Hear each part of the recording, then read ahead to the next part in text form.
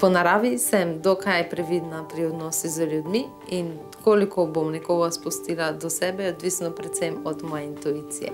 Zelo rada imam svojo družino in svoje prijatelje, ampak moja psička Ajša mi je pa na prvem mestu. Odnos z Ajšo mi daje poznavanje ljubezni, dejansko.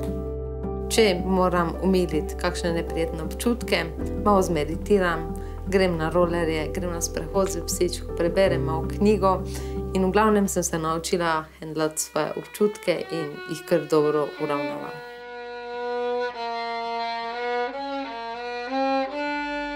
Za študij sinologije sem se odločila eno leto zatem, ko sem se že učila kitajščino in sicer po naključju nekakšen splet okoliščin. Potem pa sem enostavno se znašla naenkrat na Kitajskem, ugotovila tam, da mi je zelo všeč in enostavno me vse kultura, jezik in vse, kar tam pač je očaralo. Da povemo mesec, na primer januar, damo pred to besedo številko 1. 1月 2月 3月 4月 V vsem tem času sem šla skozi različne faze odkrivanja sebe, sveta. Spoznavala sem kontradikcije in iskala svojo resnico na podlagi raziskav in si oblikovala neke nove vrednote in postala dobesedno neka nova osebnost.